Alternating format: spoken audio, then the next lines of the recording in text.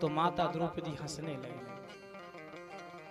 जब माता द्रौपदी हंसने लगी तो पितामह ने कहा, बेटी, अरे मैं उपदेश दे रहा हूं, वो तू हंस रही है।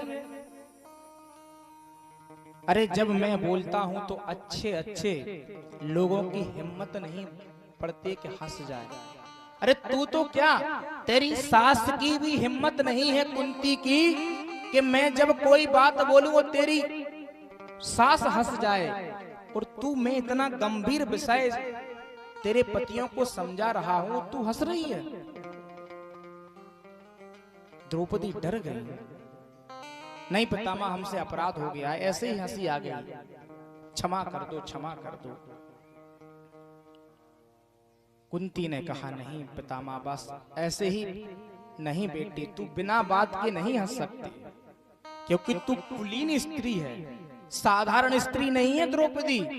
इसलिए बेटी बता, तू हंसी क्यों है? द्रौपदी ने कह दिया, पितामह, आज उपदेश दे रहे हो कि राजा का क्या धर्म बनता है कि राजा के राज्य में स्त्री पर अत्याचार हो तो राजा पापी कहलाता है। यदि ऐसी बात है तो पितामह, तुमने यह पाप क्यों किया है?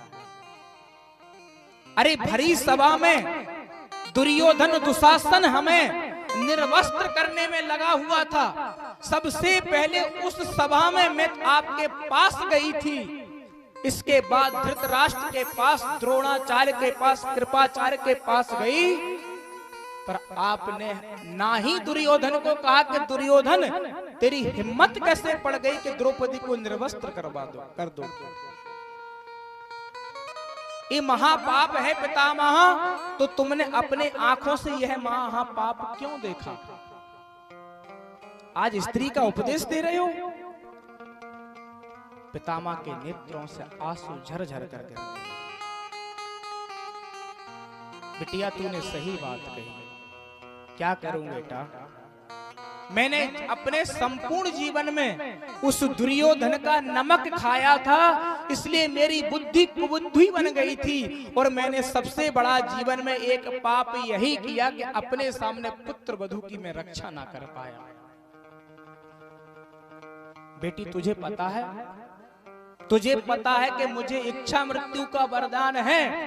जिस दिन तेरे पति ने मुझे बाण मारे थे अर्जुन ने, मैं उसी दिन मर सकता था, पर मैं क्यों नहीं मरा तुझे पता है? मैं इसलिए नहीं मरा कि इन आंखों से मैंने अपने पुत्र वधू का अपमान करते हुए देखा, मैं उसकी रक्षा ना कर पाया, इसलिए आज उस दिन से लेकर आज तक मैं पश्चाताप की अग्नि में जल रहा हूं, जल रहा हूं। यही तो पाप किया था बेटिया मैंने।